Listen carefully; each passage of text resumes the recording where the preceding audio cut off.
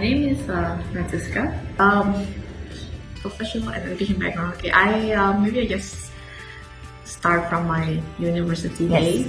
I did my degree in Singapore in NTU. So I did a bachelor's in accountancy, and then after that I moved on with my career. Started my career in PricewaterhouseCoopers, Singapore, for about 2.5 years. After which I moved on to a local bank, OCBC Bank, where I stayed for about 4 years, doing pretty much PE type investments. And I just recently completed my master's in finance in Judge Business School, Cambridge. I am Indonesian. For me, let me start with the undergrad first. I applied to all 3 schools in Singapore. So it's NTU, NUS, and SMU. I got accepted to all 3, although in different subjects. So I ended up choosing NTU, Nanyang Business School, Accountancy. And for my postgrad, I applied to only 2 schools, London Business School and Cambridge, and both are in the UK. And I was accepted for both as well. For me, I traveled to the UK sometime in 2015. I just fell in love with the country, and then I have always wanted to study quote unquote overseas. Overseas meaning I'm Indonesian. I've studied in Singapore, had quite a good flavor of Singapore education system. So I wanted something different, and that's why I considered the UK. Instead of US, so I didn't apply to any of the schools in the US. And part of that consideration is also because of the length of the program that I wanted to do. It's 1 year in the UK instead of 2 years in the US. Right, for the applications, I mean, as general as this sounds, for applications, do read the website in detail.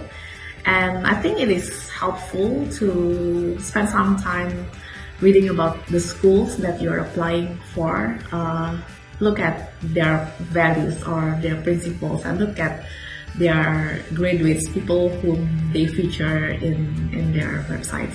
And of course, speak to the alumni so that you can get a sense of how the culture in the school is like, what kind of people are there. That will sort of give you some guidance when you write your application so that you can tailor your positioning or the way you want to present yourself to the reader of your application essays. So when I was trying to learn a little bit further about the school, I actually had a lot of information from alumni network, whom I was fortunate enough to be introduced to, as well as these schools usually have information sessions. But I was in Singapore, so it was quite easy for me because some of the big schools usually do come and present and have a pretty good information session where you can ask a lot of questions and speak to the representatives. I think that is a pretty good platform to understand what the school is looking for in their students, and that is definitely helpful for the application process. Okay, so for the application, how do you make yourself stand out? I guess, as cliche or again as general as this sounds, I think it is really important to be yourself when you write the application essay. But other than that, before you even start writing your application essay, you gotta think about why do you want to do this postgraduate degree? What's your vision? Like, where do you see yourself in 5 years time, and how does this program could actually help you to get to where you are in 5 years time? Have some idea of where you want to go, what you want to be, and how this program will help you get there. But at the same time, I think it's also worth considering to write a couple of sentences on how you as a person could contribute to the school as well. It could be to the class that you'll be in, because we know that postgraduate programs have a lot of they place a lot of value on diversity and variety of experience. So I think it's worthwhile to highlight that. And in terms of the school, let them know what your interests are. For example, there are interest groups or anything that you're interested in, and how you could be how you could be value adding to those activities based on your experience or your interest. So I think that's helpful as well to give some sense of to give some sense of your personality. It's not just about your accomplishment. It's not just about your career or what achievements that you have had in the past, but it's also about you as a person, and something that's less serious in that sense. For me, when I was doing my application essays, I applied for 2 schools, right? And the 2 schools are they're both business schools, but I find that they are probably a little bit different in terms of their emphasis. So for me, I use exactly the same, pretty much the same essays. It's just different formats because of the schools require different formattings. But for me, because at the end of the day, the essay should show who I am and what I want to do, and that shouldn't change just because I applied to different schools. Of course, you want to highlight something that's a little bit different. Maybe, for example, schools that value a little bit more on maybe academics and contribution to the society. You should highlight a little bit more of your achievements and your experience, and, for example, your vision that caters to more of that principle that the school is actually looking for. But in general, the content should be the same, because you are who you are, and you can't really change you as a person just because you're applying to different institutions, right? Technical finance programs. There were in terms of academics or in terms of technical skills, there were quite a bit. But I think for me, since I have the background working in investments, it's a lot easier for me. And for me, the development is a lot more soft skills. You are a lot more confident presenting to a lecture full of people, and just in general, it builds your confidence. And the program was very intensive, so they just throw you on everything, and you have to quickly learn and survive the program. So, and at the end of the day, how much you get out of the program, it depends on how much you put into the program, right?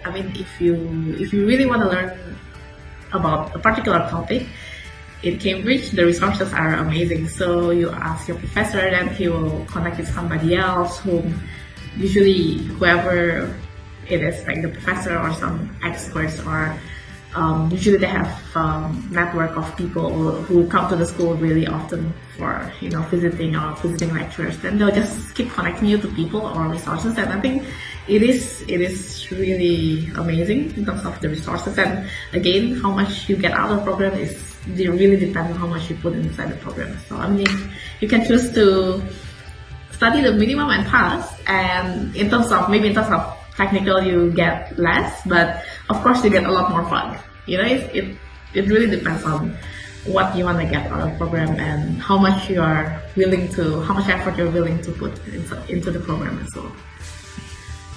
The difference between LBS and Cambridge. Okay, good question. I just feel that Cambridge is a lot more, because it's a university, it is a lot more diverse in terms of people that you meet. For example, in Cambridge, I meet people from physics, maths, psychology, or music, and it's just really interesting to hear their perspectives or their thoughts on, for example, business models. We have this every Tuesday. There's this entrepreneur session where actually companies or startups actually present their business ideas or their key lessons learned as they were doing fundraising and stuff, the struggles of being a startup company. And I was just there with a couple of my friends from different schools. Like some of them are engineers, some of them are they were doing masters in music. So it's quite interesting to get their thoughts on the same issue, which I think if I were to choose LBS, I'll probably get less of that diversity. But I guess every school has its own pro and cons. LBS is in London, which is definitely attractive. But I guess for me, I really wanted to be in an environment where it is a lot more diverse, and there's a lot more things to do in that sense. A lot more things to do in terms of the non-school stuff. Not in terms of entertainment because it was in Cambridge, but a lot more, connecting to people and the super old super experienced professors, and learning more about how the school has, evolved in the last 800 years. So that was a different experience that I was looking for. And Cambridge, and one thing that I would like to say about Cambridge is that they're very supportive of your education. For example, for me, when I got the offer in Cambridge, I was still waiting for my scholarship results, and they actually allowed me to sort of hold on to the offer up till like 6 months later, until I get results from my scholarship applications. And I think that's a very generous sort of arrangement that they are making, because a lot of people are, what I understand is that a lot of schools, they want you to sort of put down a deposit like 10% or 20% just to guarantee your seat in the program. So I think that's something that's quite generous of them, and they're quite supportive of your education in that sense. Dutch. I think the business school is relatively newer. My program was only, I think, 10 years old when I was there. So, but I think again, they've got pretty good professors, and the interesting thing in Cambridge is that you get to learn things other than business, and you technically can go to the economics department and attend their lectures, or for example the land economic department and then attend their lectures. Or if you're interested about like maths or psychology, they have this presentation on we have behavioral finance, right? And then I think they're doing psychology finance or something along that line. So that's quite an interesting new area of finance that is being researched on. Of course, this is not like a technical or something that like cutting edge finance, but that's an area of interest, I guess, if you're just looking for a diversity of ideas. For me, I applied to a lot of scholarships. Let me try to count. Definitely more than 5 that I was eligible for. I was doing a master's in finance, so it was a little bit more difficult to seek scholarships and funding because it's a commercial program, right? Unlike some other masters which have a lot more options for funding. So I applied to about 5, wrote a lot of essays, went to a couple of assessment centers and interviews, but I was quite privileged to finally be awarded with one. But it was by an organization in the UK that partners with the school. So they actually support mid-career female professionals who are doing the master's program. So in Judge, they funded. There were, I think, 3 of us. One from the MPhil, which was my program. One from the MBA, and another one is from the MPhil program. Do you mind saying how much it was, and then what's the organization called? If you want to know how much it costs, you can check out the website. It's in the organization is called 30% Club. So they are trying to grow the number of females in the C-suites, in the board. So that's I guess that's why they are encouraging mid-career female professionals to go for the postgraduate studies with the hope that we could sort of propel our career and then rise to the challenge to one day be a board member of corporates as well. Right, for my living experience in Cambridge, it was, I think in terms of housing, it was definitely cheaper because in Cambridge, just for background, we have 31 colleges in Cambridge and each student will be attached to a college. So generally, once you go to Cambridge, let's say you have an offer, the college will generally arrange for an accommodation unless you choose otherwise. So usually, most of the times, each college has different arrangements and they charge different rates as well, depending on the location of their accommodations. But generally, it is cheaper than in London. And in terms of daily living expenses, I think it's comparable to London, and it's not cheap. Yeah. I was in Darwin College. Okay, in view of Brexit, I understand these issues are everyone's concern, including myself and my classmates when we were there. And it is true that the visa applications are tougher, but again, I guess I know this may sound again like another cliche answer, but it is worthwhile for us to ask ourselves like why we want to do the masters in the first place, and do we see value from doing this masters in the first place? I mean, if we see value and from putting ourselves outside our comfort zone for a year, trying to work on developing ourselves to achieve what we want to achieve or our goals in the next 5 years. I think it is. I mean, based on the answers to those questions, I think you can sort of decide whether the masters is worthwhile or not. I mean, of course, the job opportunities are a lot more of course, the job opportunities are a little bit more difficult to obtain now that with the Brexit and the US visa matters, but it's not impossible. I've had classmates who managed to get their jobs and visas approved. So again, we can't predict the future, right? But what we can do is really think of why you want to do the master's in the first place, and do you actually see value in doing the masters for yourself. I mean, jobs, yes, we will definitely try to find good jobs, but I think the fundamental question is a lot more on why you want to do the masters in the first place.